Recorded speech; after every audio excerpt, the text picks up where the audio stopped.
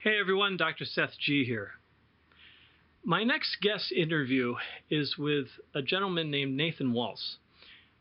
And unlike my previous interviews, Nathan is not a professional musician or a musicologist or music historian. Nathan is a professional health and wellness coach. And while that might give some people some pause in terms of, well, why would you be interviewing a health and wellness coach? I mean, what does that have to do with music? Well, let me explain.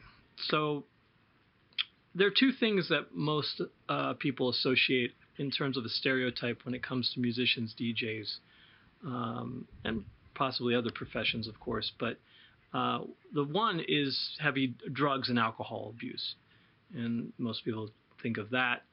The other one has more to do with the mode that they tend to lead, which is that of a night owl and leading a nocturnal lifestyle where we're usually going to sleep when the sun comes up and we're waking up in the afternoon, which is the mode that I was in for decades.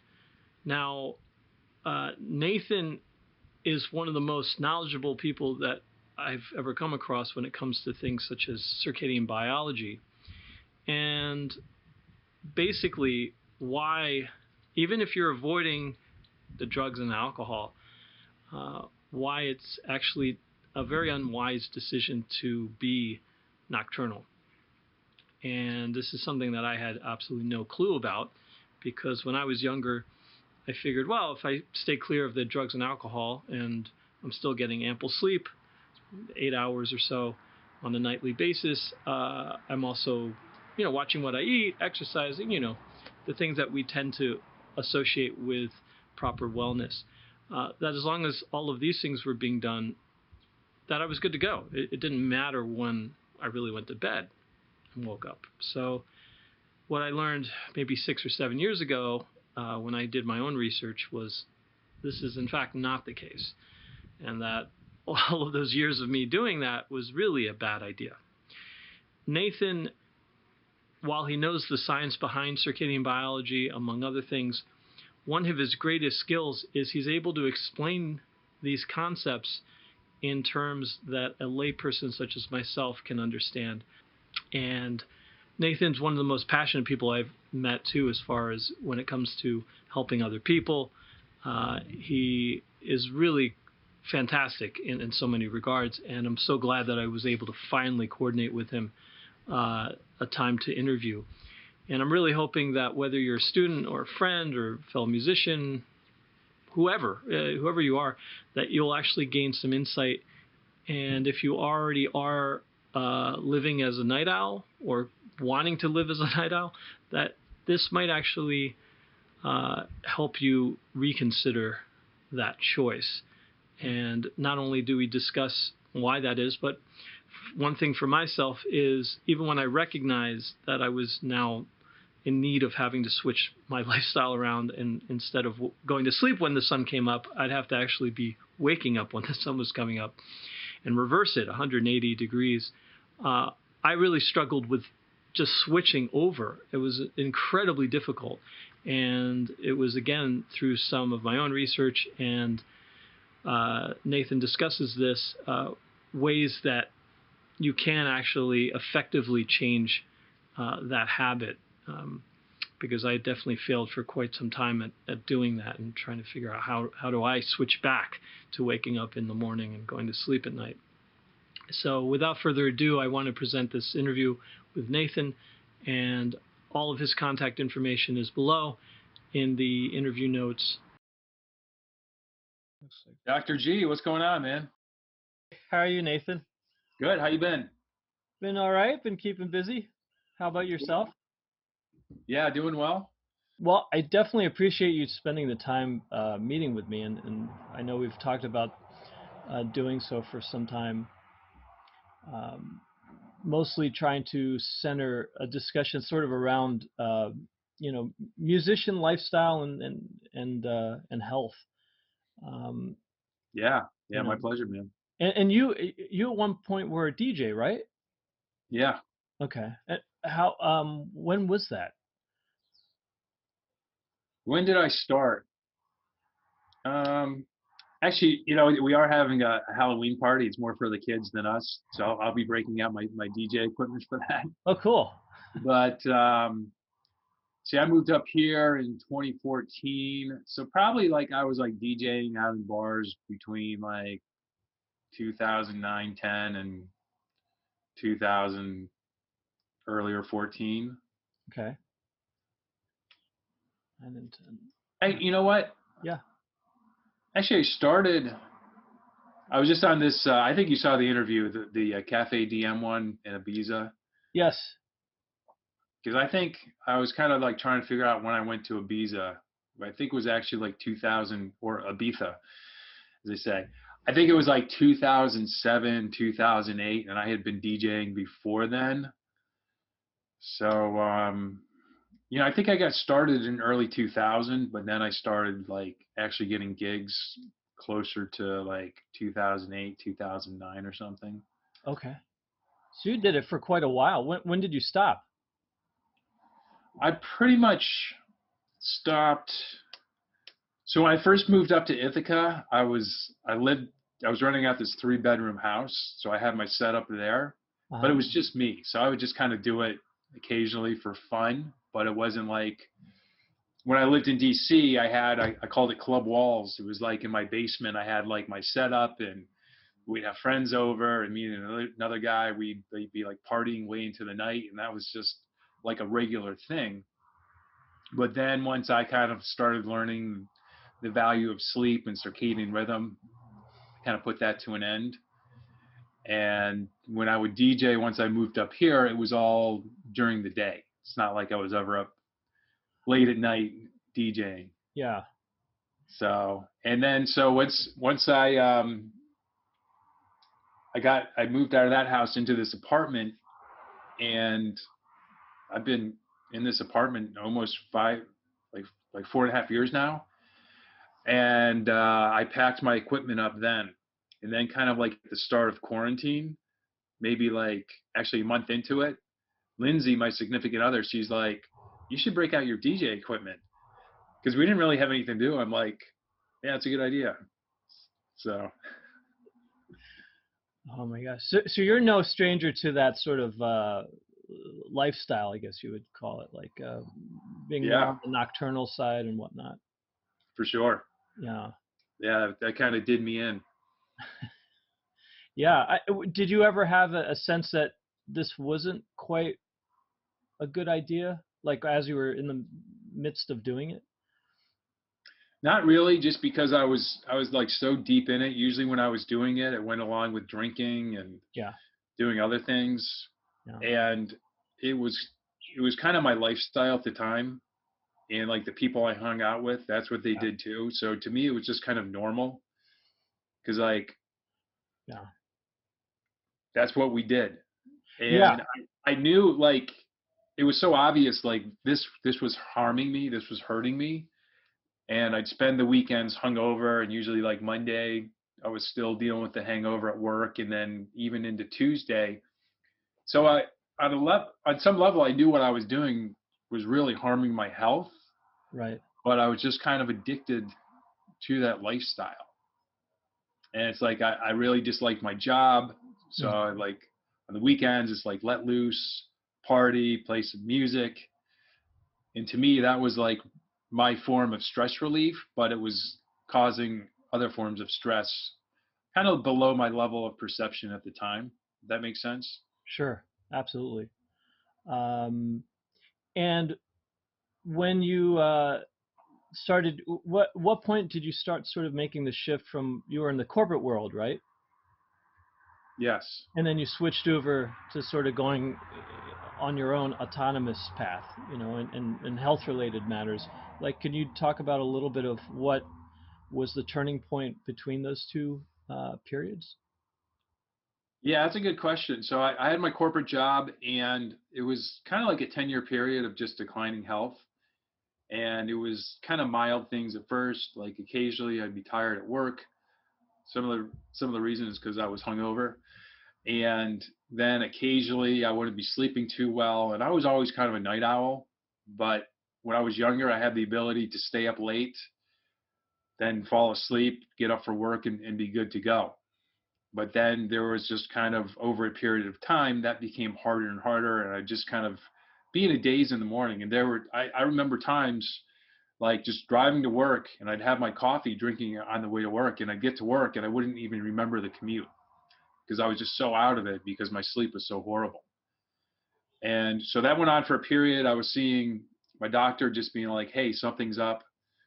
My energy is just in the toilet, and I just feel really off. And he's just like, he did the standard blood test, Mm-hmm. and he was just like, well, you're getting older. I was in the 30s at the time, and you are under a lot of stress from your job, which was true. So then eventually I got diagnosed. I went to a different doctor. He tested me for everything. I found out I had Lyme disease. My hormones were super low. I had candida, mercury toxicity. And then that really kind of started my journey to fixing my health, but not right away, because in the beginning I was on all these antibiotics. And actually I went from bad to worse. Oh, Like wow. right now I weigh about 175 pounds. And from being on antibiotics, I didn't do well on them. And I went down to 140 pounds. Wow. I'm about, yeah, like I said, 175 right now. So I looked completely emaciated because I don't have like a whole lot of I'm very low fat as it is. So I was super emaciated. And then I just started doing my research, and eventually I connected with our mutual friend, Dr. Jack Cruz. And that just opened my eyes to all the things I had been doing wrong in my life. And so I made some changes, but then the real change didn't happen. So I made some changes. I started doing these different protocols. My health turned the corner, and I got like 80% better over like the next 3 months. And then I found out my wife was having an affair, and I stopped doing all the stuff I was doing. I was in this like pit of despair and having a pity party, and I started drinking again, partying again, doing all the stuff I had stopped doing the good things I had been doing that were helping me, and I started having the same symptoms again. Okay. Then I got kind of a wake up call. I made some changes, and I got back on track.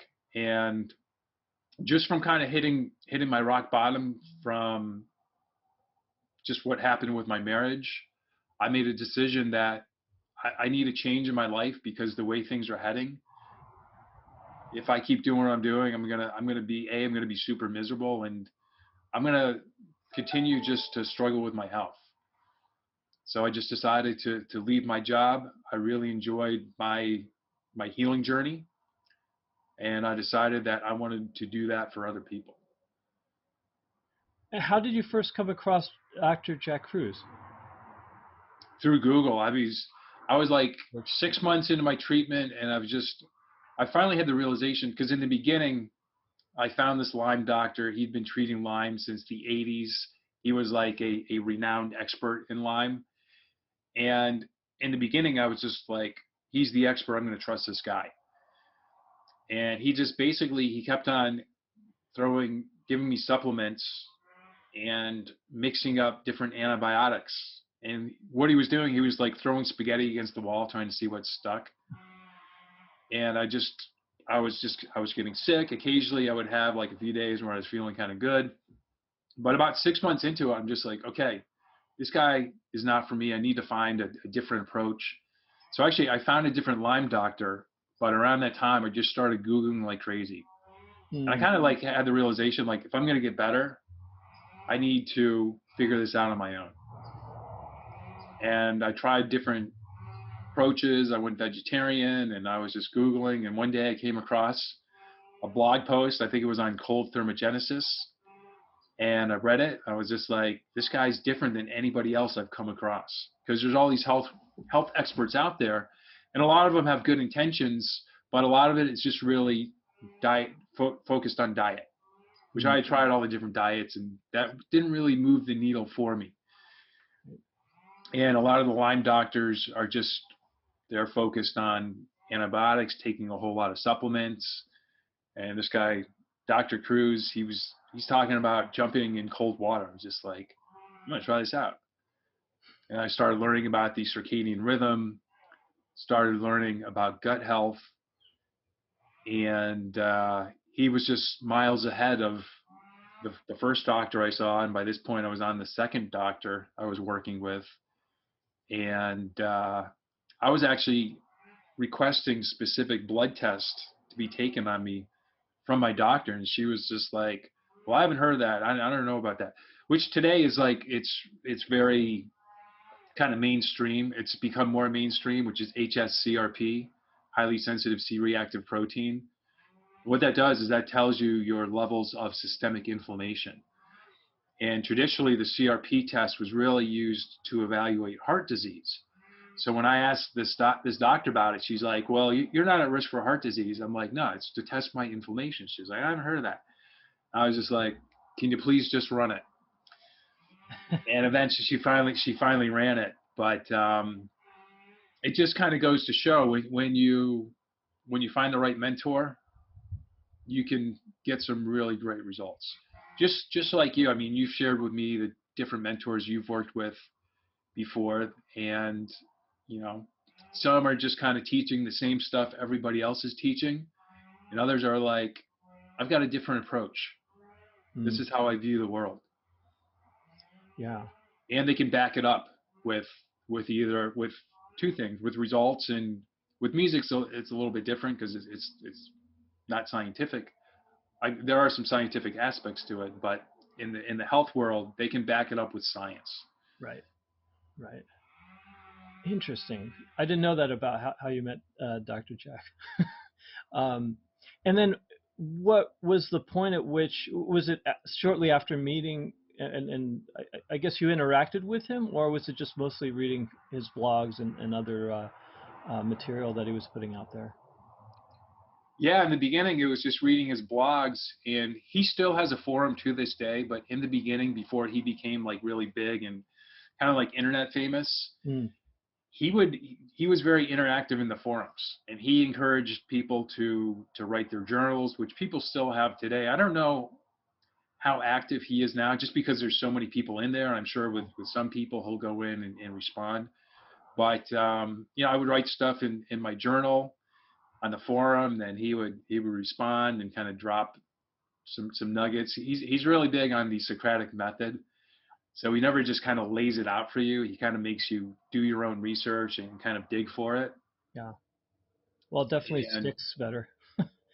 Yeah, for sure. So that was in the beginning. Then, I did end up doing some consultations with him. I did go to some events where he spoke at, and got to meet him in person and just hang out. And at what point did you make the switch into, or at least made the decision to go into health-related, like practicing and coaching and doing all of that as sort of a professional endeavor? Well, I turned the corner with my health, and then I was kind of I was separated at the time, and for years and years, there was a good buddy of mine. We worked together at one point, and then we ended up going to different companies, but we stayed in touch. And like every 3 or 4 months or so, we'd get together for dinner, and we'd drink a lot, and we would just talk about how much we hated our jobs and how we're going to start our own business and do something. And I just never had the energy. It was like, it sounded great at the time over drinks, but I could barely make it through the workday. So for years, I wanted to make the change. I didn't have the energy. I didn't have the motivation. I didn't have the drive to do so. Then I addressed my health issues. Mm-hmm. So I had the energy, and then I was kind of going through the separation, which I knew was going to end in divorce. And I just kind of, at that point, I was like, I'm going to make a change. And in the beginning, I kind of made the mental commitment to leave my job. I didn't know what to do. And I used to have about a 45 to 60 minute commute. I lived in the DC area. It was like 11-mile drive, but there was a lot of traffic. So I listened to a lot of podcasts to and from work. And one of the podcasts I listened to was Ben Greenfield, and he interviewed this woman, Maria Marlowe, who she had a corporate job and she ended up becoming a health coach. I was just like, oh, a health coach, that's what I'm going to do.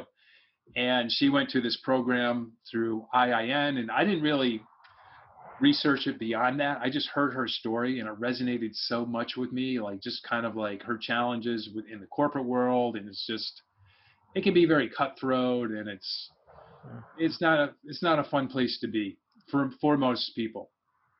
And so I just ended up going to the same health coaching program she did, and that that's pretty much how it all happened. How long ago was that, roughly? So I started the program. It was in early 2014, or no, was it 2014? Um, I think it was early 2014. Okay.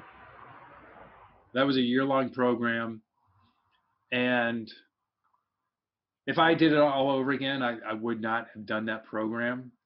Oh, why? There's very little I use that I learned from that in my coaching, and they kind of teach everything. So they teach like 20 different kinds of diet, but it's mostly like dietary focused. They do get into some like meditation kind of stuff, but there's not a whole lot of depth. And the truth is, for like the stuff I coach my clients on, no schools are teaching that. You got to go to the school of Jack Cruz. Right.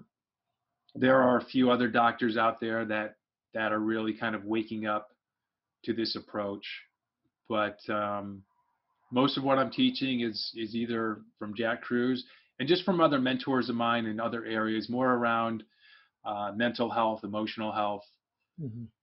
People like Dr. Joe Dispenza, and even just some different entrepreneurs I follow too. Mm. Well, even Dr. Jack Cruz has mentioned that he had to learn all of this stuff sort of on his own, through his own time, and these were not things that he learned through residency or medical school or anything like that, really. Yeah, yeah, and he's done an amazing job of kind of connecting the dots of like disparate sciences. So most scientists, they are very deep in biology or chemistry, and he's kind of like gone really deep in all these different things and connected like quantum physics to biology, Yeah. to looking at like astronomy and making connections with planets, and just it's just amazing how his depth of knowledge in so many different areas. Yeah. But there's also the sort of prevailing view that someone who's gone through medical school and all of that and has been practicing for many years has already this wealth of knowledge in all facets of health related matters. Um, and that's definitely not true, based on my own experience with doctors and yours as well, and just in general. But it still seems that when I'm speaking with other people, that there's that presumption that, hey, this person's a medical doctor. They obviously know more than someone who isn't a medical doctor because they've been trained in all of this stuff, and they're an expert in all these various facets of health and medicine. But as you pointed out, it seems that you go through residency, you end up developing a specialty, and that it's become so specialized that, as you said before, with the connecting the dots, usually you're too kind of steeped in all of the sort of the details that you don't really tend to see the larger picture of how all these other parts are connected. Um, Yeah, that's a great point. yeah. So to kind of bring it down to the level you're talking about, a lot of people that have brain issues, they'll go to a neurologist, right? And a lot of times those issues are caused from the gut. Hmm. Most neurologists don't know the first thing about how to heal a gut, Right. and vice versa. Right. If you're in professional sports, for example, and you're prone to concussions, getting a concussion, that can mess up your gut. Yeah. Could you talk more about that? Because again, like this was something that at the onset of when I was getting into this and researching on my own, a lot of these things were uh, sort of head scratchers. Like, wait, so your brain and your gut, or your heart and your brain, like how are there's in a way you as a kid you grow up and you sort of see specialists, right? So you assume like, well, just like a car, like, oh, this person deals with just the upholstery part, and this person deals with the transmission or whatever, or brakes, and so there, I don't think anyone even thinks for a moment that it should zoom out and that there's more of a holistic approach to it. Um, but with with the gut and the brain, like, how do those two things work? And how, I guess one of these things, since it's, we were talking earlier about circadian rhythm and being a night owl and living a nocturnal lifestyle versus a diurnal one, like, could you just talk about a little bit of like how these things are all related, and why it might be not such a wise choice to lead a lifestyle where, you know, you're going to bed at 5 o'clock in the morning and waking up at, you know, noon or 1 or 2 in the afternoon?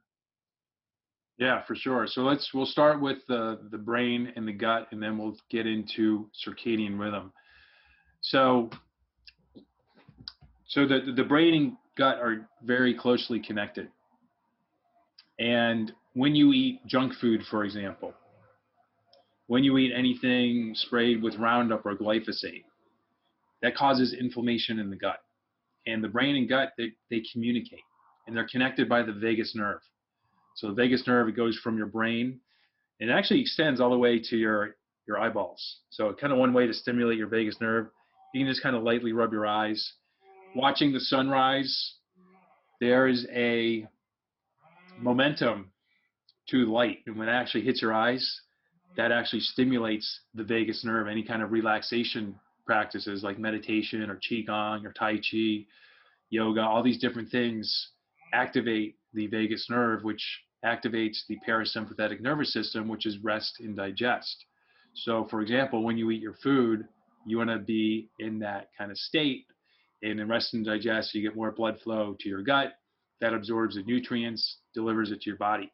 But when you eat, for example, you have different taste receptors on your tongue, and your tongue can detect, okay, you just ate some protein, you ate some fat, you ate some carbohydrates, which are kind of like at a high level the three classes of foods. So if you eat a fat, for example, your brain tells your gut or your gallbladder to release bile to break down that fat. If you eat a carbohydrate, your brain tells your pancreas to release enzymes to break down the carb. If you eat a protein, your brain tells your gut to release hydrochloric acid to break down that protein. All right? So when you are living a lifestyle that disrupts your circadian rhythm, that has a lot of inflammation, that communication can get disrupted. So another thing that's brain driven is your digestion. So when you eat food, your brain controls motility, which is moving the food from your stomach to your small intestine to your large intestine, and then elimination. So when you don't have that connection, some people, that process can happen super fast, and that results in soft stool or diarrhea, or it can happen really slow, and that results in constipation. Interesting. Your gut also makes a lot of your body's hormones. It extracts vitamins from the food. So a lot of your B vitamins, they're made in your gut. And 80% of your serotonin, for example, which is a neurotransmitter, which just means it's a hormone, but it's used in the brain. But 80% of your serotonin is made in your gut. Most people know that you need serotonin to experience happiness. So that's a neurotransmitter involved in that. Antidepressants, they aid in that. They're SSRIs, selective serotonin reuptake inhibitors, which basically means it allows you to keep the serotonin you have and use it for longer, because it's blocking the receptors in the brain, so it doesn't take it up as quickly. So when you have poor digestion, when you don't have that connection, because your gut, through the vagus nerve, that serotonin goes from your gut up to your brain. You make a certain percentage of your dopamine in your gut. Wow. So if you don't have a healthy gut, you're not going to have a healthy brain. Wow. So the majority of serotonin is made in your gut. Yeah. Not produced in your brain. Correct. Wow. And is that true for most hormones that we think of? I mean, because usually I think the assumption would be, oh, it's a hormone. It's got to be related probably to mostly our brain, predominantly at least. Yeah, well, your body makes hormones all over the place. So your brain makes a lot of hormones. Your gut makes a lot of hormones. Your adrenal glands make hormones, and your cells and mitochondria make some hormones as well. So mitochondria make melatonin, which is another hormone. When you go out in the sun, the cholesterol gets converted from cholesterol to vitamin D, which is a hormone. So that's made right in your skin, right under the surface of your skin, Right. in your And a blood. lot So of people, it's happening all over your body. yeah. And could you discuss this, the nomenclature of vitamin D?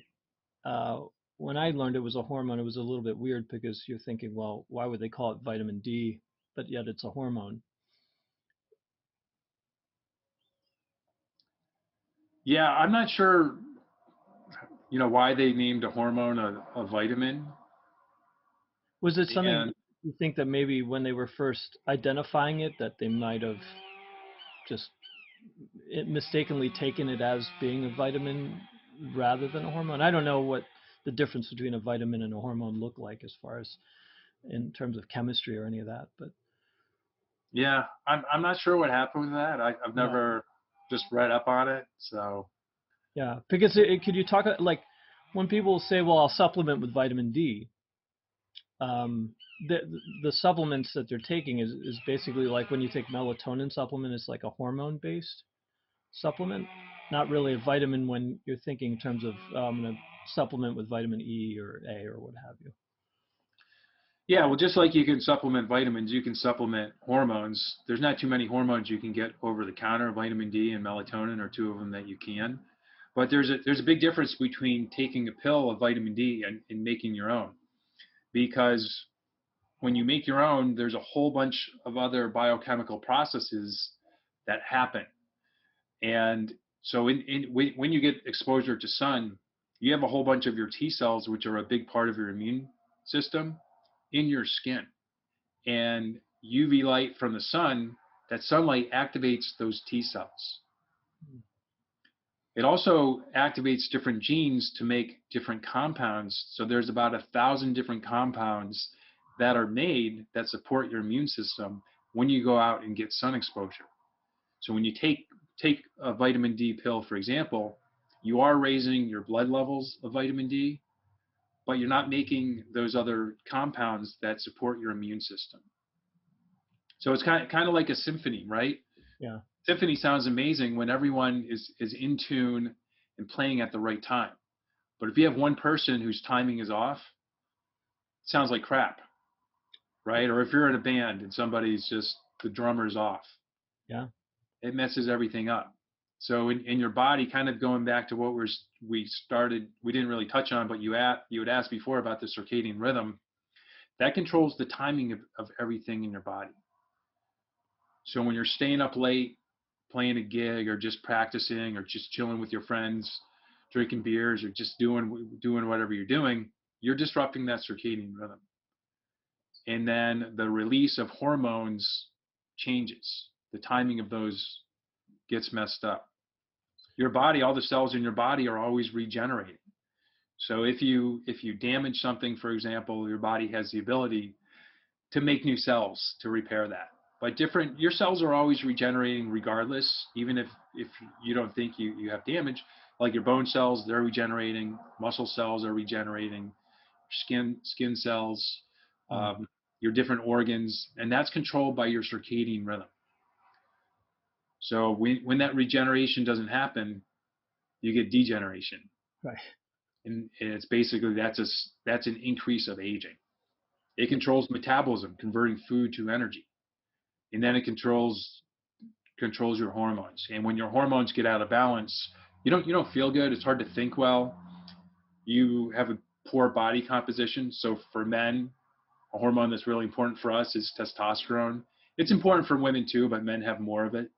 You need testosterone just to be able to put on muscle, and Right. also to just have that drive to do things that are important to you. HGH, human growth hormone. You need that for regeneration and also for building muscle. So all these things have a timing. They all have a rhythm to them. Even down to the bacteria in your gut, they have a circadian rhythm too. So when you're staying up late at night doing whatever, playing a gig or whatever, the circadian rhythm of the bacteria in your gut gets disrupted, and that can cause an imbalance. An imbalance in your gut, that's dysbiosis. Mm. An imbalance in your cells of making energy is cancer when it goes on for too long. So it's all about just keeping the timing right, maintaining balance, and really just following the thing that made us, which is nature, and following the rhythm of nature. Yeah, I mean, when I was younger, for me, I felt like, oh, as long as I got my 7 or 8 hours of sleep, that it didn't really matter at what point in the day or night when that happened, as long as I got it, I'd be okay. And that was mostly under the ignorance of not realizing that your body is on a clock, that you're down to the cellular level, that these things all operate based on a clock. Because you think of time, well, you wear a watch and the world sort of operates in this way. But and when you observe most natural phenomena, you sort of can tell that, like with certain animals and that cycle. But I think maybe it might be the hubris of human beings thinking, wow, I'm above that. I've transcended that. I don't need to bow to those natural laws because I'm much more evolved than these other inferior creatures. And I rule over them anyway, right? So you get this real different or sort of uninformed and ignorant view of things, that you're separate from these things as well. Because I don't recall, like, even taking basic science in high school, like ever really learning that there was that sort of clock-like work going on within your body, and that, hey, you may as well listen to that, because if you operate under different conditions, then those mechanisms aren't going to work so well for you. Yeah. And that's what I think, like, there's a lot of kids and even adults, like, don't really recognize that. And of course, when you learn it, you realize, wow, this makes a lot more sense. And then you start following it, and the proof is in the pudding, as they say, right? So you start realizing, wow, I actually feel a lot better, mentally, physically, all of those other ways. And then, speaking of which, because as musicians are often inclined, they tend to either sleep at really odd hours or not sleep enough. How much does sleep really play a role in terms of circadian rhythm, but also the process of rebuilding and regenerating and whatnot? Yeah, well, it's huge. And it's kind of like when you were saying, when you were growing up, you kind of took for granted if you got the requisite number of hours of sleep, you'd be pretty well. You could do pretty well, which is the case for a lot of us. So that's all dependent on the health of your mitochondria. So your mitochondria make energy in your cells, so your cells can do the work they need to do, which enables us to have this conversation, for you to walk around, play an instrument, do whatever it is you do. And part of aging is the mitochondria in your cells stop working, or they become less fuel efficient. It's kind of like a hybrid car. It has a gas engine, has an electric engine, and it uses one at a certain time and another engine at a certain time to really increase fuel efficiency. And your cells can burn two different kinds of fuel. They can burn glucose, they can burn fat. Now, glucose, that's kind of like gasoline. There's more waste. It's dirty. It's more like coal. Okay. Fat is cleaner, but with glucose, that's kind of like, what are those like hot rods used to have, like nitric oxide or nitrous oxide? You know what I mean? They would kind of like turbocharge it. Yeah. And that's kind of like glucose. It's good for like sprinting, or if you're just working out and just need to really like rip out something, if you're doing CrossFit, glucose is good for that. But for like a longer term fuel, fat is better than it. So you want the ability to burn both, but your cells can break and lose the ability to burn glucose, and then they store that fuel on your body, and that's stored fuel is what? Fat. It's fat. So when you stay up late at night, that messes up your metabolism. You have a reduced ability to burn fat. Part of the timing of your circadian rhythm is you're optimized for detoxification when you're sleeping. And I think that optimal window that starts like around 11 p.m. Or something like that. Yeah. 10:30, 11 p.m. So when you stay up till midnight, 1 a.m. in the morning, you're missing that optimal window of detoxification. You're missing out on your body regenerating and repairing the damage. So when you're young, you can get away with that. But as time goes on, you get fewer and fewer highly functioning mitochondria. Your body's making more. Your body's making less energy. That's when things catch up with you. And for some people, that happens in their 30s. So for some people, it happens in their teens. But on average, for a large percentage of the population, that might happen in the 30s. Some people might get away with it until their 70s. But if they're living a lifestyle that goes against nature, at some point it's going to catch up with them.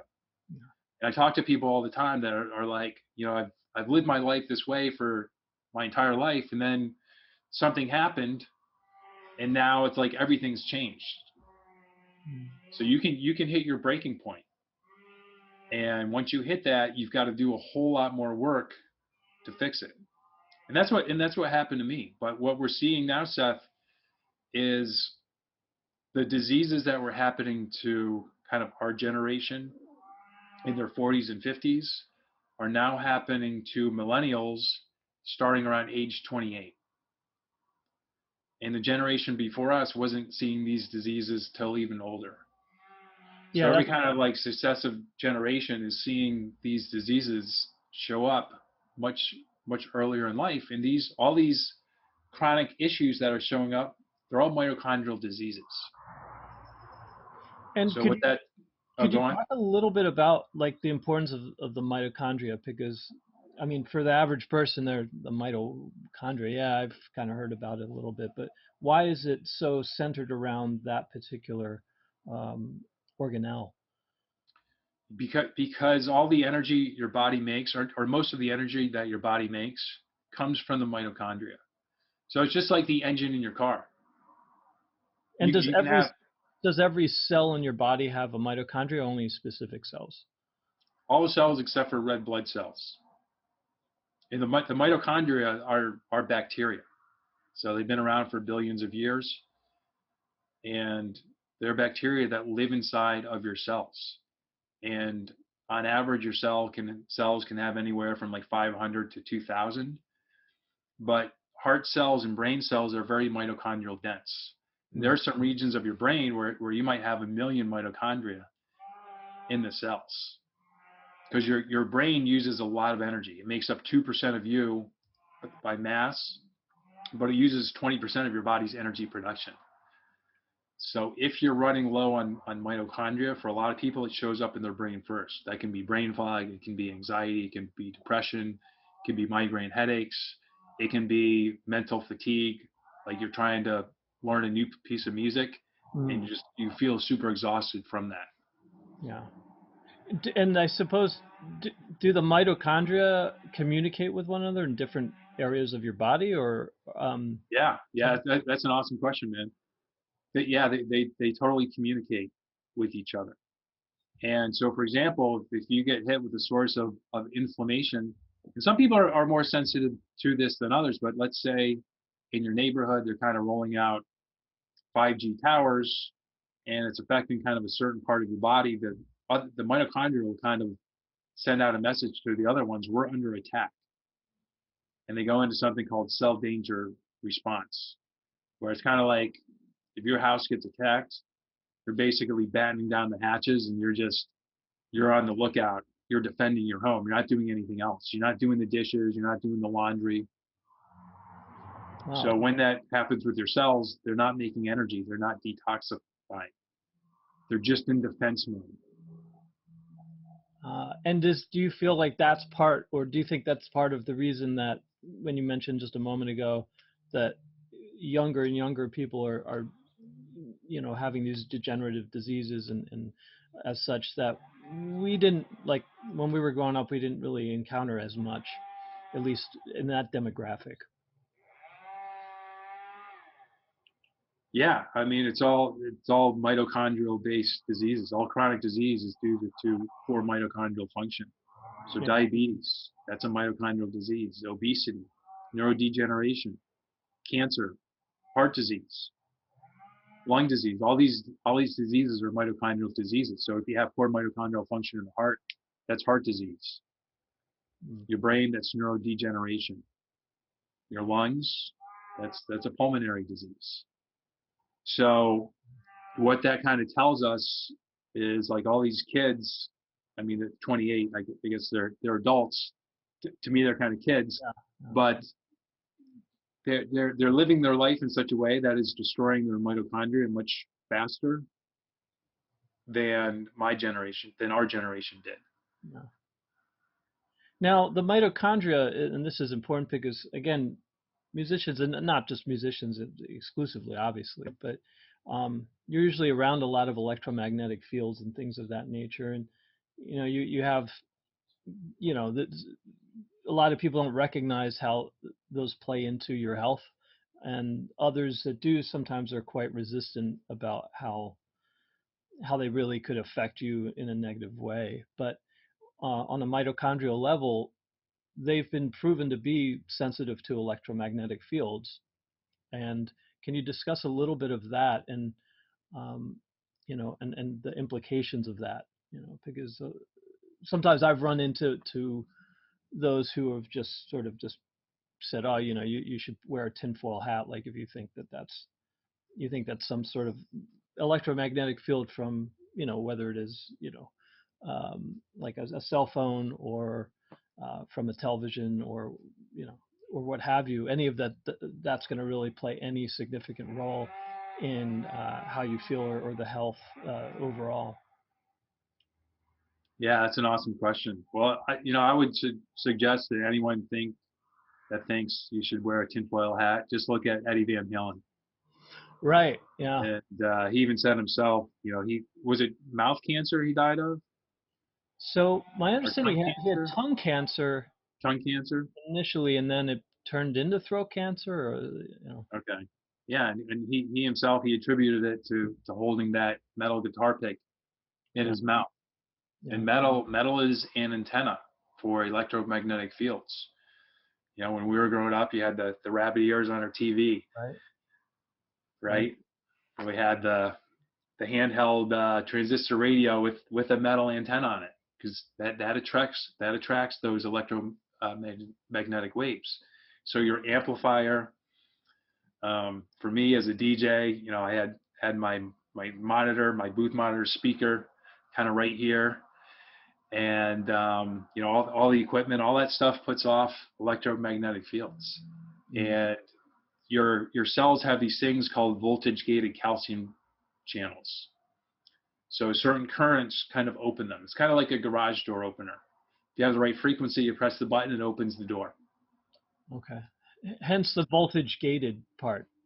So Yeah, it sees a certain amount of voltage and then it operates based yeah, on. that's a signal to open it up. And what happens is that voltage, it's supposed to come from your mitochondria communicating with each other. So your mitochondria have engines. It's called the fifth cytochrome. It makes ATP. It spins around. It puts off a magnetic field. But when you get exposure to EMFs, that electromagnetic field that activates these voltage gated calcium channels, opens them up. Too much calcium gets in the cell. That makes inflammation. Inflammation is the enemy of energy production. So you get that inflammation, you start making less energy. So anytime you're around this equipment, and I don't know what kind of equipment puts off more magnetic fields than others, but if you're surrounded, like if you're in a studio recording an album, you're getting completely bombarded with that. If you do it once in a while, if the only time you do that is when you record an album, probably going to be fine. But anything we do, a lot of either can have a super positive compounding effect, or it can have a negative compounding effect. Mm. So it's that chronic exposure. Right. For me, I just had to kind of do the math in my head. I was probably DJing, a good 10 years. That was just kind of one factor into my declining health. Staying up late, that was another factor. Drinking to excess, that was another factor. Mm. Doing drugs, that was another factor. I eat pretty healthy. I worked out. Mm. So I was doing like a few good things, but I was doing like a whole bunch of bad things, which kind of tilted the scales. Right. And it's never a single thing. EMFs, are they bad? Yeah. But it's not so much that they're bad. It's that when you add it on top of all the other things that we're bombarded with, it can have a very negative effect on our overall health. Right. It's that cumulative impact. Yeah, exactly. Yeah. Do you know are there any, if one were to refer somebody who is incredibly skeptical as to, electromagnetic fields and like actual scientific research, or any authors or scientists who have pioneered in that field, or do you know of anything that's out there? Because often the first thing is, well, it's all this little voodoo thing, and like no one really talks about it, and there's, countless, uh, you know, I guess interviews or reports that are debunking that, electromagnetic fields really have any pernicious effect on our health. Is there anything that you know of that counters it, that's more like where you could refer someone and say, well, why don't you check this out? Yeah, I mean, there's a ton of published research. The government did it was like a 25 million or 30 million dollar study, the NTP, the National Toxicology Program. It was like a 20-year study, and most of that study was when we had 2G and 3G. So when cell phones first came out, that was 2G. Then all of a sudden, like we got phones where we could text on, Yep. and that was 3G. Okay. Then we kind of got the next level of phones that you could watch video on. That was 4G. So most of that study was done when they had, because they started it so long ago, they only had 2 and 3G. And then kind of like the last couple of years of the study, 4G was rolled out. And that study was done on rats, and it showed that rats exposed to the high levels of electromagnetic radiation for long periods of time, they had an increase in brain tumors and heart tumors. Mm. So that's a huge study. There's Martin Pall. He's the one that really discovered this whole link between EMFs and voltage-gated calcium channels. This was back in the 80s. Wow. There's Robert O. Becker. He was doing work. He's an osteopath, MD. He was doing work on limb regeneration, trying to find the link before that. And he had a lawyer. You know who I'm talking about? The lawyer? Andrew Marino. Andrew Marino, thank you. Who's a physicist and a lawyer. They did some work. The state of New York, they were going to put in these high tension power lines, which I forget when it was. It was like in the 70s or something. Maybe in the 50s even. It was a long time ago. So the state basically hired these guys as consultants. They wanted to know, okay, is this going to have any negative health consequences? And they did the research, and they were blown away. It's like, holy shit. Yeah, it's going to have serious health consequences. And the government basically just shelved the information and went and rolled it out anyway. So we've known about this for a long time. And when we first discovered it, cell phones weren't invented yet. Not even the big bulky ones that people had in their cars. Right? We didn't have Wi-Fi. We didn't have Bluetooth. We had different kinds of light bulbs. So now the amount of electrosmog, the electropollution, it's exponentially increased. It's become just this thick, toxic soup. Mm. So there's a lot of doctors that have studied it, that have published the research, and just like with cigarette smoking, for years and years, Big Tobacco said cigarettes do not cause cancer. They paid doctors to do research studies that showed that cigarettes do not cause cancer. And the same thing is happening with the telecom industry. They're paying scientists to publish research to show that this wireless radiation doesn't have a negative biological effect. Yeah. And if you want to keep your job, what are you going to do with your research? That's how science works today. I mean, every science. You want to get more controversial? Vaccine science. They don't even have to do a double-blind placebo study for their vaccines, like we need for the rest of drugs. Right. So all science today is bought and paid for. If you want to get tenure, you need to kiss up, and it's a club. It's a club like anything else, where you do what we say, you stay in the club, you get promoted, you get paid. You don't do what we say, you're on your own. 60 to 70% of all funding for universities today, for any kind of research, it comes from industry. Right. So people, they can say, oh, well, it's proven that it doesn't cause cancer. Like, okay, well, who sponsored that research? Who paid for the research? Okay, tell me that, and then let's revisit this. So you're saying that the medical, like American Medical Association, doesn't have our own health as, priority number one? Yeah, well, I think you know this about the Flexner report. You know about the Flexner report? No. It came out in like 1910 or something. Basically, it was a guy who was a school teacher. He was paid by a guy named Morgan and a guy named Mellon, Carnegie Mellon, J.P. Morgan. Yep.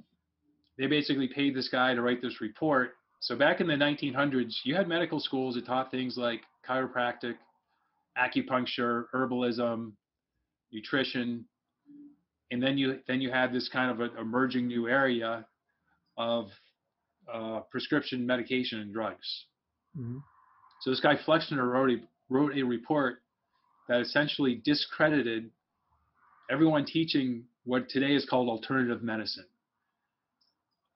and saying the only schools that could be accredited are the schools that teach about pharmaceuticals. Okay. So a lot of like the manufacturing for big oil is similar to pharmaceuticals. If you go high enough up, the same people own those industries. Okay. So they're very smart. They're very strategic. More than 100 years ago, they wrote a report basically eliminating the competition. And to this day, a lot of people are skeptical about the benefits of going to a chiropractor and getting an adjustment, about acupuncture, about food as medicine. Yeah, they've all been either called, in a lot of ways, pseudoscience. You hear it thrown around all the time. Yeah. I mean, that's all part of the propaganda. But just look at the results of the modern medical system. Look at the level of chronic disease. They make money when you're taking their drugs. Right. So they don't want to give you a drug that you take the pill and you're healed. Or they don't want to tell you, okay, just go outside and get some more sun, make some more vitamin D. You're going to have a better immune system, and then you're going to get sick less. Yeah. That doesn't make them money. No. Yeah, to keep you on a drug for life is a lot more lucrative than fixing the problem. Yeah, I mean, it's just like what the crack dealers do to a new client. Here, try this out. Yep. It's free the first time. A lot of doctors, you go into the office, hey, anything wrong? My energy's a little bit low. Hey, try this out. Let me know how it works out. Yeah. It's the same model pretty much. And this is not like just a general statement that all doctors suck. They're all terrible.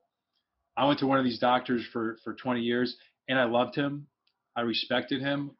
I truly believe he had my best interest in mind. He wasn't given the proper tools, and he got a little bit indoctrinated in his education. Mm-hmm. And I don't hold that against him. Doctors today, they're very overworked, and they don't have a whole lot of time to kind of research beyond what they're trained in medical school, and then the continuing education, which a lot of that is sponsored by big pharma. Right. So they get stuck in a loop. Mm.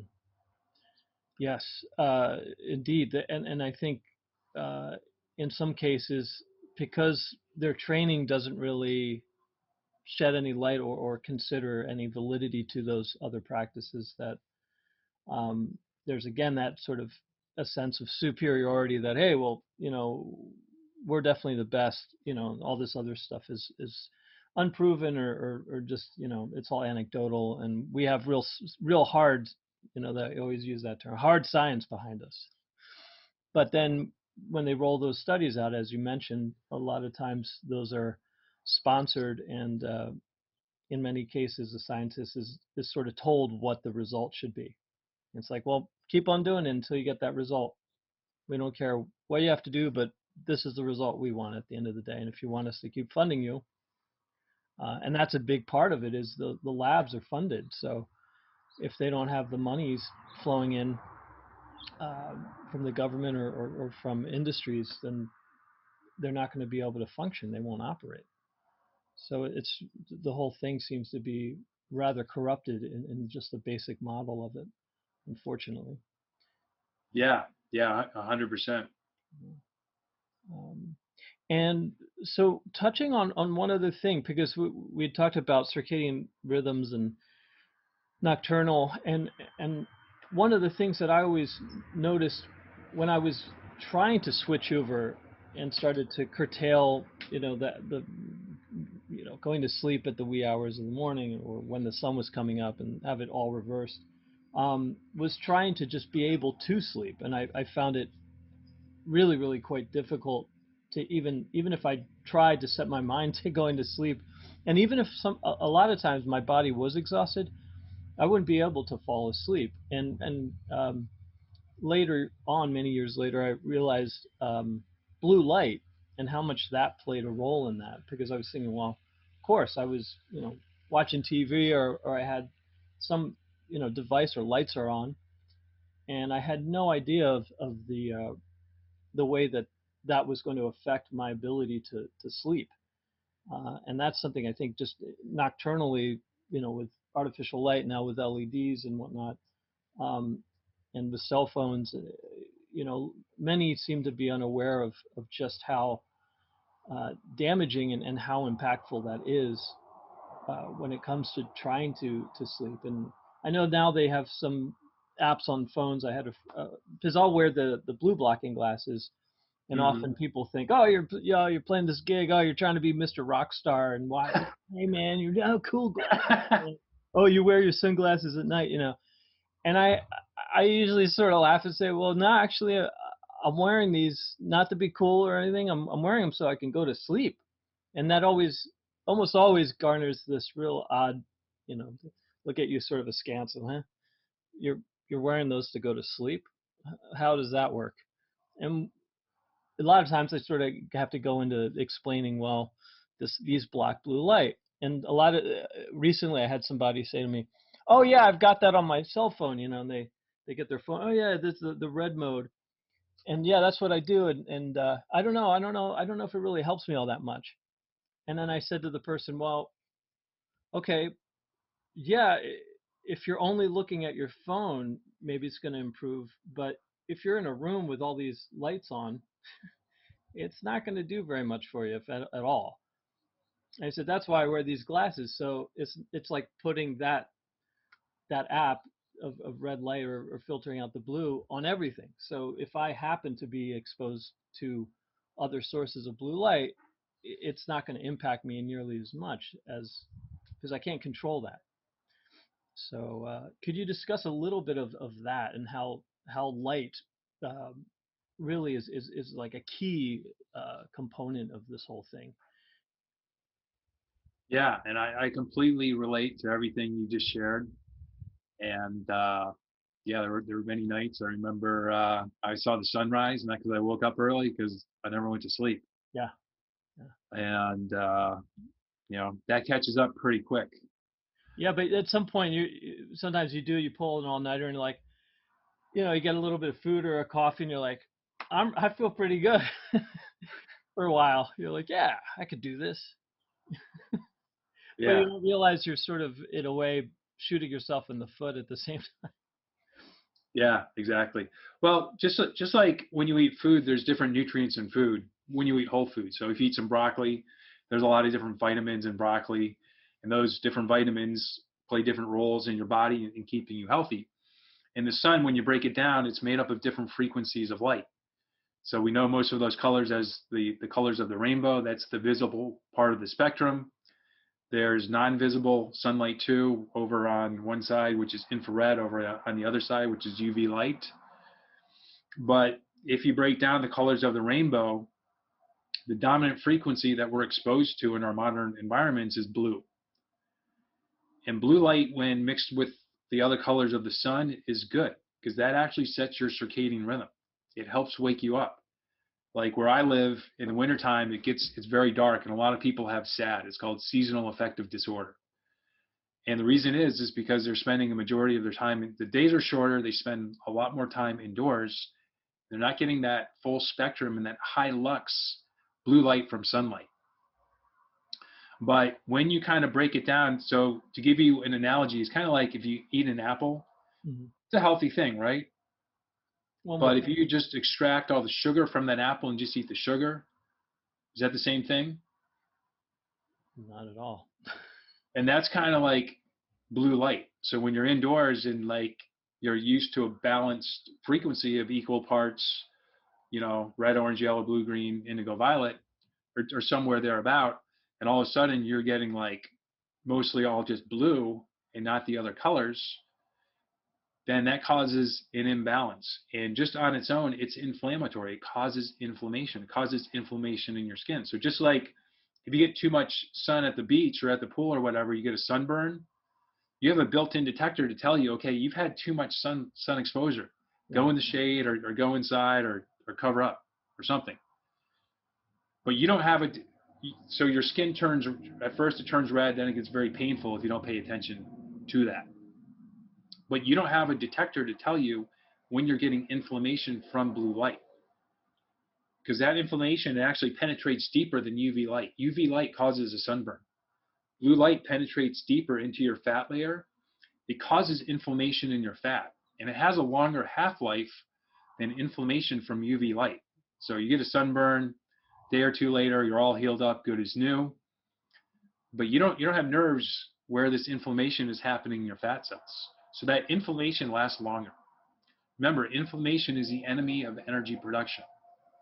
When that inflammation goes in your eyes, that can cause different eye issues. The eye is an extension of the brain. So when you have eye degeneration, eventually you're going to get brain degeneration. But those frequencies of light, they go through your eyeball, they go into your brain, into this clock called a suprachiasmatic nucleus. That's what sets your clock. So when you're getting, and the blue light frequencies from the sun, they're dynamic. They're changing throughout the day. So there's a little bit of blue light that's called color temperature in the morning. As the day goes on, that increases. So the blue light, the color temperature from your phone, from an LED light bulb, from a fluorescent light bulb, it's right around 6,000 Kelvin, as opposed to 1,800 Kelvin for the sun at sunrise. So when you're up first thing in the morning, the first thing you do is you look at your phone, you turn on your energy efficient light bulb in your room or your kitchen or whatever. Your brain thinks it's new. Yeah. And when you're staying up late, playing a gig, and you're exposed to some kind of LED, lots of times it's darker, but then you're like, I just did a live with my performance. Let me check out my likes. You go on Facebook, you're getting that 6,000 Kelvin light in your brain, and it's nighttime, and all of a sudden your brain thinks it's daytime. Yeah. Or you say, hey, let's go get some food. I'm hungry now. It's 3 a.m. Yeah. Eating at that hour, that disrupts your circadian rhythm too. Right. But blue light, it sends a signal to your brain to turn off the release of melatonin. So you need melatonin to get into that deep sleep. So when you go out, you wear your rock star orange glasses at night, you're preventing that blue light from telling your brain to turn off melatonin. And then when you want to shut it down, your body has released that melatonin to help get you into a good, deep, restorative sleep. Yeah. And we're creatures of habit too. So sometimes I noticed when I was changing over, I was still fighting my own embedded habits of decades. And sometimes you just you're not consciously aware of everything you're doing. So you just all of a sudden go on and you all of a sudden realize, oh shoot, I just turned the lights on and I've been standing or I I've been doing something that was going to counteract my ability to release melatonin at night and to fall asleep. So it's certainly, I don't know, in your case it's interesting, like it took me a while to pretty much train myself out of those habits. It wasn't obviously a couple days or a couple weeks or even months. Um, and because all those years you're thinking, oh, these are innocuous things. These aren't, they have like a minuscule effect. They're not that big. And what's interesting about the blue light is you're saying there's no sensor within us that tells us, hey, stop, like cut off the blue light. Probably some of that might have been evolutionary because, in only the last, roughly 120 years or so, we made this gigantic leap from having no electricity to having electricity and light. So our biology wasn't ready to evolve that quickly, right? Yeah, spot on. And yeah, I mean, the reason it's not an issue when you get it from sunlight is because red light, and 42% of the sun is infrared light, is anti-inflammatory. Right. So yeah, you get some inflammation from blue light from the sun, you get some inflammation from UV light from the sun, but that's always counterbalanced with red light. Right. Yeah, and that's the other thing you mentioned symphonically, and the balance of different parts. That light is actually like it's a blend of different blue and red, and I guess sometimes looking at certain things, you sort of forget that. You realize, like, oh, that's right, it's not just this one little wavelength of light, but it's actually a whole spectrum of it. Yeah, that's a really good point you bring up, because blue light doesn't look blue. Right. You need you need a special instrument called a spectrometer to really kind of dissect and break down, okay, what are the different frequencies and how much of these different frequencies am I getting? Right. And it's not till you get to that level of detail that you realize, okay, wow, this is mostly all blue light. Yeah, definitely. Yeah, because you think of blue light, maybe like the blue part of a flame when you're looking at fire, and you're like, oh, is that blue light? Or a Yeah, blowtorch? or like a blue Christmas tree light or something like that. Yeah, yeah, an actual colored blue light. Yeah. Um, so where, in terms of, we talk about sort of circadian, but if someone, is a performing musician, generally leading sort of the nocturnal lifestyle we once did. Um, as far as tips, is in terms of trying to minimize blue light, one way we talked about were the glasses and wearing those. Um, and in terms of the different sources of light, you mentioned that different, like whether it's your computer screen or incandescent bulb versus an LED bulb, all these things emit different amounts of blue light. Um, and just reducing that exposure can help immensely. Because I notice now, it's like if I forget to wear the glasses, it hasn't happened in a long time, but it's a lot harder for me to sleep, and the quality of sleep isn't as good as if I have them on, and I've sort of trained myself to do it no matter what. Yeah. But um, that's a huge thing. But in terms of if you were to go back to you, like when you're in the midst of making the transition of, okay, I'm switching gears, I'm sort of going against the grain, and have been with, you know staying up all night, sleeping during the day, and waking up in the afternoon. um, what if, knowing what you know now, what would you have told yourself back then, like in the conversion process, I guess? So just let me make sure I'm clear on this. What would I have told myself Yeah, once if I you, had the knowing awareness of what I was doing wrong, and now I'm going to change my lifestyle? Yeah, if you have met yourself at that point, as you're sort of realizing, I think it's time to change. Are there any things that you would have gone back and said, hey, don't forget about this, or any tips that might have expedited that transfer? Yeah, I would say that it's a process. Don't try to change everything at once. start with a few things and make that a part of your life, and just make it habitual, kind of like brushing your teeth Mm. or eating. Yeah. Right, that's one of the most habitual things we do. Right. And once you can make that just a habitual part of your life, like every now and then you're super busy, you might miss a meal. Right, so just to transition yourself from being a night owl to an early bird, getting up for the sunrise, not staying up for it. Adding in the blue light blocking glasses, changing your light bulbs. So just kind of identifying the low hanging fruit, saying, okay, I want to start here. Mm. Make it habitual. And some of these things, it's not a habit. It's just you change your light bulbs, and it's like, okay, you're done. Right. There's no more work. There's no more work after that. You get used to going to bed at 9:30, 10 at night. You eventually get there, and then you're done. Yeah. And once you get used to that, and used to just waking up feeling like, oh, I had an awesome sleep. I didn't even wake up once. Yeah. And just having energy that lasts throughout the day. Once you get used to that, you'll know really quick when you get off track and you start dragging and you just can't think as well, that I don't like this feeling, because most of us adapt to feeling like crap to not thinking well. And we just kind of, it can be a slow, gradual process. And then we're just like, oh, I'm getting older, or that's just how it is. We make excuses. Mm. We try to justify it. Yeah. Well, or you seek out sometimes a doctor who tells you that, well, you're getting older. Yeah. It's the natural part that you should. Yeah. You look around at all your friends, and your friends look like crap. They've gained a lot of weight. They're just unhealthy looking. Mm. They can't stay on point in a conversation. Stuff like that. Start hanging around with smarter people. But yeah, I mean, just start with a few areas.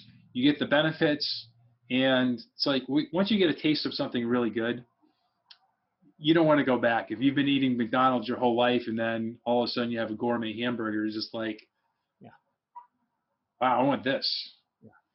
Never had anything like this before. Right. Or not since I was a kid. Definitely.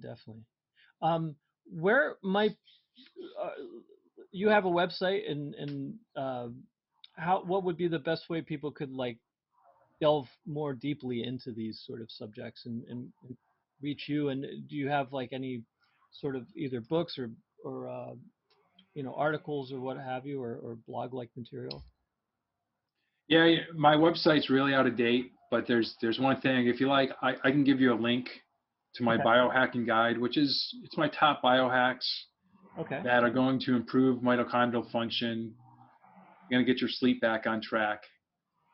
And when you get that, you sign up to my newsletter, which goes out 3 days a week, where I share a lot of information and just kind of mini lessons. So that's a good starting place. My YouTube channel. That's right. I'll include that too. And on Facebook, a lot of the information I share on Facebook, it gets sent out on my newsletter. So I'd say my newsletter and YouTube, but my newsletter, I send out my new YouTube videos too. Okay. So if you want just kind of one area, get the biohacking guide, get started on that, start making more energy, start feeling better, and just start learning. Just like with anything that you get excited about, that you have a passion for. Because a lot of people don't have the time to really spend hours and hours during their day if they're working, full time, and they've got or they've got kids, they've got a lot on their plate. I mean, I had the fortune of being able to devote a lot of time to it, but the average person doesn't usually have that luxury. Yeah. Well, until you make the time, at some point you're going to run out of time. Yeah. If you don't make the time, you're going to run out of time sooner than you'd like to. Right. And that doesn't mean just checking out, dying. I mean, it could mean getting really sick, having much less energy, having to spend a lot more time at doctor's appointments. And then you really figure out what it's like not to have time. And that was kind of like the point I got to. and people have gotten much worse than where I was at. But people need to spend some time and prioritize and figure out what's really important to them. You know, like a lot of people that don't have time, they watch 6 different shows a week. Mm-hmm.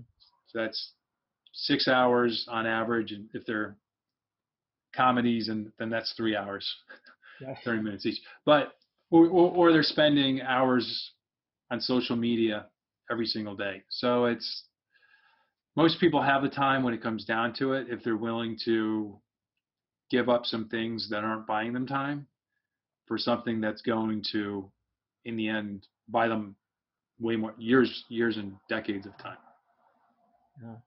And that's again sort of the habit and how certain things are engineered to become addicting. So it makes it harder. Sort of, I guess, akin to smoking cigarettes, right? Where they're engineering the cigarettes to become. How do we get these even more addictive? So Yeah, people can't break it, or it's you know really difficult to wean off and to not want to just go back to that again. That so there's that whole component, but I guess it's just a matter of personal motivation and just resolve that one has. Um, so what they used to say, what I'm so sick and tired of being sick and tired, yeah, and realizing that you do have an ability to change it, and it doesn't have to all hinge on going to a doctor necessarily and taking some drugs, because that's a pretty convenient way of doing it. It's much more convenient than changing your whole lifestyle around. If you can pop a couple pills. well, Seth, man, if there was a pill that made you all better, I would have been all for that. Yeah. And when I first got diagnosed with everything, that's exactly what I wanted. Tell me what to take. I didn't want to have to change my legs. I didn't want to have to do work. Yeah. But I've yet to find that pill. I've yet to come across someone that's had like a major health issue and they just took a pill and it fixed everything. If you find that, let me know and I'll take it. I think I would imagine the, Jack would call it nature. That's your pill. Yeah. Well, I really do appreciate you spending the time and talking about these subjects. And I've long wanted to get these out to students and friends of mine, um, and to discuss it on a deeper level, and to even go into resources that they can find, and yourself being one of them, of course. So I will put all of the information below, and have people get in touch with you, whether it is getting the biohacking guide and following certain protocols there, or contacting you directly for any like private sessions. So that would be great. Yeah. Well, Seth, my pleasure. I always enjoy talking with Yeah, you. always great. So I really do appreciate it. But stay well, and we'll definitely do this again in the future. I'm sure, because it's such like an enormous amount. You think to yourself, oh, we'll just hit on these points and we'll cover the whole gamut. Then you realize, wow, there's a lot of depth to even one facet of these things, and one topic. You could spend a whole couple hours just on that very easily. Yeah. Yeah, for sure. Cool. Well, thank you again, Nathan, and stay well, and we'll be in touch. Yeah. You too, Seth. Sounds All right. good. Take Sounds care. good.